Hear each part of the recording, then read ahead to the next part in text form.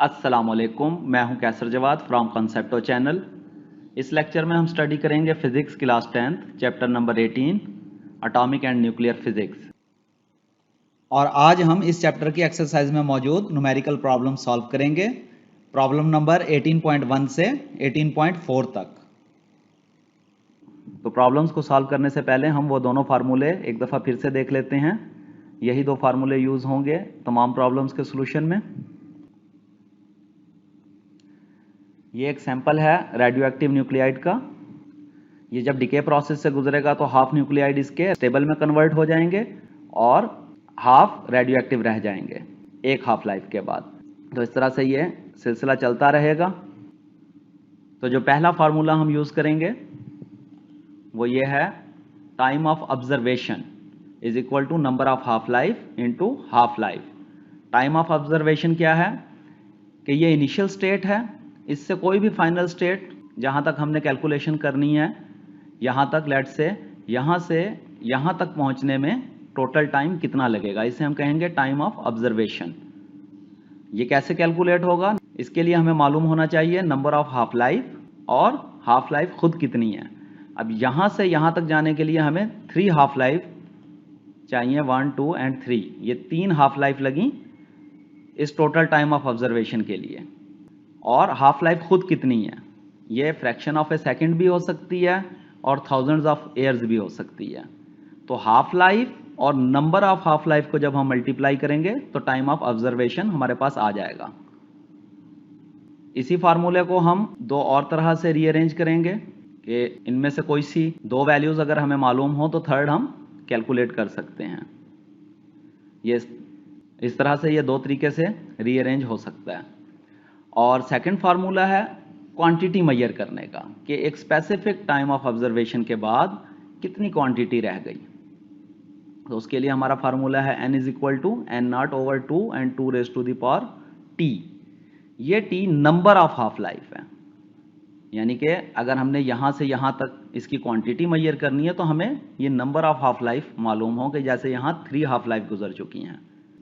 इसी फार्मूले को हम और दूसरे तरीकों से लिखेंगे। फार्मूला बेसिकली यही रहेगा, जैसे अगर एक्टिविटी की बात हुई है n को हमने a से रिप्लेस कर दिया, इसी तरह यहाँ पे अगर काउंट्स पर मिनट की बात कर रहा है तो x से हम कर देंगे, मास की बात हो रही है तो m से डिनोट कर देंगे। बेसिकली फार्मूला वही रहेगा।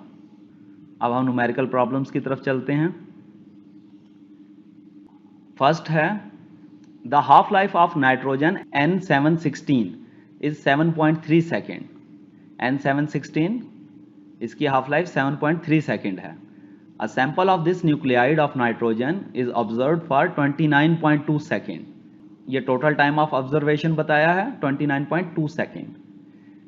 Calculate the fraction of the original radio active isotope remaining after this time. तो हाफ लाइफ हमारे पास 7.3 सेकेंड और टाइम ऑफ ऑब्जर्वेशन हमारे पास कितनी आई, 29.2 सेकेंड। अगर हम सपोज करें कि इनिशियल क्वांटिटी ये N16 की इनिशियल क्वांटिटी N0 थी, तो हमने क्या कैलकुलेट करना है, calculate the fraction of the original radio active isotope remaining after this time. तो इतना टाइम गुजरने के बाद 29.2 सेकेंड गुजरने के बाद ये कितना बचेगा। तो initial quantity of sample N0 और remaining quantity after 29.2 second is equal to n, और ये हमें मालूम करनी है। तो क्वांटिटी मालूम करने के लिए हमारे पास फार्मूला है n is equal to n0/2 2 raise to the power t, और t के लिए हमें नंबर ऑफ हाफ लाइफ चाहिए होते हैं कि नंबर ऑफ हाफ लाइफ कितनी गुजरी। तो पहले हम वही कैलकुलेट करेंगे।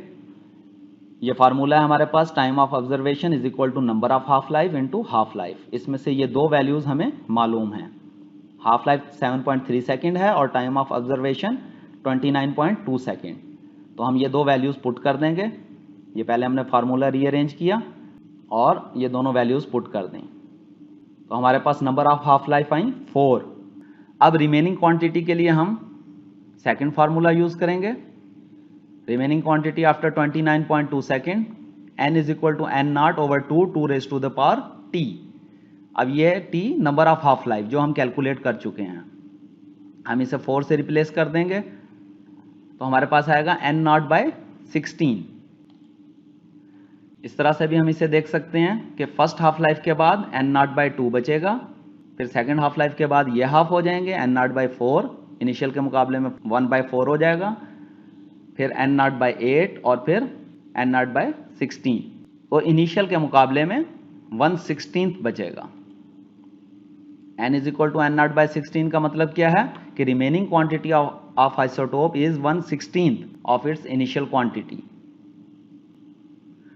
तो आंसर हुआ 1/16, यानी कि नाइट्रोजन 16 उसकी हाफ लाइफ 7.3 सेकेंड है, 29.2 सेकेंड के बाद उसकी 4 हाफ लाइफ गुजर चुकी होंगी और वो 1/16 बचेगा इनिशियल क्वांटिटी के मुकाबले में। नेक्स्ट है cobalt 60 is a radioactive element with half life of 5.25 years. ये हाफ लाइफ हमें बता दी है कोबाल्ट 60 की। What fraction of the original sample will be left after 26 years. तो टोटल टाइम ऑफ ऑब्जर्वेशन हमें बताया 26 ईयर हमने इसे ऑब्जर्व करना है, तो 26 ईयर्स के बाद ये कितना बचेगा बाकी। तो हाफ लाइफ हमारे पास कोबाल्ट 60 की है 5.25 years, time of observation 26 years. अगर ये n0 इसकी इनिशियल क्वांटिटी हो तो इनिशियल क्वांटिटी कितनी हुई कोबाल्ट 60 की n0, तो 26 ईयर्स के बाद जो भी क्वांटिटी n बचेगी वो हमने कैलकुलेट करनी है। Remaining quantity of cobalt 60 after 26 years, n is equal to what. तो इसके लिए हम यही फार्मूला यूज करते हैं, पहले के नंबर ऑफ हाफ लाइफ हम इसकी मालूम कर लेते हैं। दो वैल्यूज हमें पता हैं, हाफ लाइफ 5.25 ईयर्स और टाइम ऑफ ऑब्जर्वेशन 26 ईयर्स। फार्मूले को रीअरेंज करके हम ये वैल्यूज पुट कर लेते हैं। 26/5.25 is equal to 4.95 which is approximately equal to 5। तो नंबर ऑफ हाफ लाइफ हमारे पास कितनी हुई 5 हाफ लाइफ, यानी 26 ईयर गुजरने के बाद कोबाल्ट 60 की 5 हाफ लाइफ गुजर चुकी होंगी। अब हम अपना सेकंड फार्मूला यूज करेंगे। रिमेनिंग क्वांटिटी आफ्टर 26 ईयर कितनी क्या होगी, n is equal to n0 over 2 and 2 raised to the power t। t is the number of half life, तो वो हमने कैलकुलेट की है 5। तो जब हम यहाँ 5 पुट करेंगे तो ये हो जाएगा n0/32, तो ये 2 5 टाइम मल्टीप्लाई होगा तो ये 32 हो जाएगा। इसे अब हम दूसरी तरह से भी देख लेते हैं कि फर्स्ट हाफ लाइफ के बाद हाफ रह जाएंगे, सेकंड हाफ लाइफ के बाद क्वार्टर, थर्ड हाफ लाइफ के बाद n0/8, फोर्थ के बाद 1/16 और फिफ्थ के बाद इनिशियल के मुकाबले में 1/32। तो n is equal to n0/32 का मतलब क्या है कि remaining quantity of cobalt is 1/32 of its initial quantity. So answer is quantity of cobalt 60 after 26 years is 1/32। Next question है carbon 14 has a half life of 5730 years. How long will it take for the quantity of carbon 14 in a sample to drop to 1/8 of initial quantity. तो half life हमें बताई हुई है 5730 years, और अगर इसकी initial quantity n0 हो, हमने लिखा इसकी इनिशियल क्वांटिटी n0 है, तो फाइनल हमने लेनी है 1/8, उसमें कितना टाइम लगेगा। तो फाइनल क्वांटिटी हुई 1/8 n0/8, ये रिक्वायर्ड क्वांटिटी। यहां तक आने में कितना टाइम लगेगा, तो time required to reduce by 1/8 ये हमें मालूम करना है। तो टाइम ऑफ ऑब्जर्वेशन यानी कि जितने टाइम में ये 1/8 तक रिड्यूस होगा वो हमने मालूम करना है। तो number of half life into half life, यहाँ हमें सिर्फ एक चीज़ मालूम है हाफ लाइफ जो बताई गई है, नंबर ऑफ हाफ लाइफ हमें मालूम नहीं है। तो पहले हम number of half life calculate करेंगे कि n0/8 होने में कितनी हाफ लाइफ गुजरेंगी। तो सेकंड फार्मूला हम यूज़ कर लेते हैं, quantity after first half life n0/2 and 2 raised to the power t। t को फर्स्ट हाफ लाइफ है 1 से रिप्लेस किया तो n0/2 बचा, तो ये अभी हमारी रिक्वायर्ड क्वांटिटी नहीं है। सेकंड हाफ लाइफ के बाद सेम फार्मूला हम यूज़ करेंगे, सेकेंड हाफ लाइफ है इसलिए t को 2 से रिप्लेस करेंगे तो n0/4 बचा।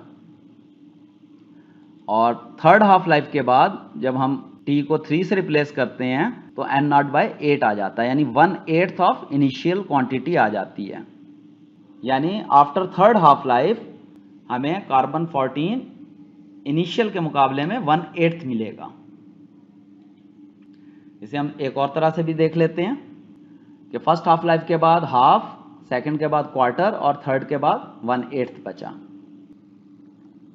तो n0/8 का मतलब हुआ कि ये 1/8 ऑफ इनिशियल क्वांटिटी है। तो आफ्टर थर्ड हाफ लाइफ हमने 1/8 हासिल किया, तो नंबर ऑफ हाफ लाइफ हुई 3।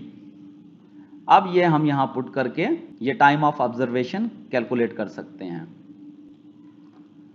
नंबर ऑफ हाफ लाइफ हैं 3 और हाफ लाइफ है 5730 ईयर्स। तो ये आ गए हमारे पास 17,190 ईयर्स। इसे हम लिख सकते हैं 17.19 इंटू 10⁻³ और इसे राउंड ऑफ कर दें तो 17.2 इंटू 10⁻³ ईयर्स। नेक्स्ट क्वेश्चन है, टेक्नीटियम 99 is a radioactive element and is used to diagnose brain, thyroid, liver and kidney diseases. This element has half life of 6 hours. ये half life हमें बता दी है 6 hours है। If there is 200 mg of this technetium present, how much will be left in 36 hours? तो initial quantity हमें बताई है 200 mg है और total time of observation 36 hours है। तो हाफ लाइफ है हमारे पास 6 आवर्स और टाइम ऑफ ऑब्जर्वेशन हमारे पास 36 आवर्स और इनिशियल क्वांटिटी कितनी है 200 mg। तो m0 is equal to 200 mg। तो इनिशियल क्वांटिटी यहां हमने लिख ली 200 mg। How much will be left, तो फाइनल क्वांटिटी हमसे पूछी जा रही है कि कितनी रहेगी। Remaining quantity after 36 hours m is equal to what. तो m, ये जो क्वांटिटी हमने मालूम करनी है ये हमने उसी फार्मूले से मालूम करनी है, m is equal to m0/2 and 2⁻t। तो t means number of half lives, वो हमें नहीं मालूम, तो पहले हम वो मालूम कर लेते हैं। तो नंबर ऑफ हाफ लाइफ मालूम करने के लिए ये दो वैल्यूज हमें मालूम हैं, ये बताई गई हैं कि टाइम ऑफ ऑब्जर्वेशन 36 आवर्स है और हाफ लाइफ 6 आवर है। इसे रीअरेंज कर लेते हैं तो 36/6 इज इक्वल टू 6, यानी नंबर ऑफ हाफ लाइफ 6 हुई। अब हम इसकी क्वांटिटी मेजर कर लेंगे। ये 36 आवर के बाद यानी 6th हाफ लाइफ के बाद ये m is equal to m0/2 and 2⁻t। इस t को हम 6 से रिप्लेस करेंगे, ये नंबर ऑफ हाफ लाइफ हैं। तो जब हम इसे सॉल्व करेंगे तो ये आएगी 3.125 मिलीग्राम। इस रेडियो एक्टिव एलिमेंट की क्वांटिटी अगर इनिशियल 200 मिलीग्राम थी तो 36 आवर्स के बाद ये हमारे पास 3.125 मिलीग्राम बचेगी। इसे दूसरी तरह से भी हम देख लेते हैं यहाँ हाफ करके। ये first half life, second half life, third, fourth, fifth and sixth, हर बार ये हाफ होता जाएगा इनिशियल के मुकाबले में। यहाँ हाफ, क्वार्टर, 1/8, 1/16, 1/32 एंड 1/64। तो जब हम इसे सॉल्व करेंगे तो ये 3.125 मिलीग्राम आएगा। हमने प्रॉब्लम्स अपने इन फार्मूलों से सॉल्व करने हैं। तो फाइनल आंसर हमारा क्या हुआ कि आफ्टर 36 आवर्स जो हमारे पास क्वांटिटी बचेगी वो होगी 3.125 मिलीग्राम। अगर आपने ये चैनल सब्सक्राइब नहीं किया तो इसे सब्सक्राइब कर लें और बेल आइकॉन को ज़रूर प्रेस करें ताकि आपको आने वाले लेक्चर्स मिलते रहें। Thank you.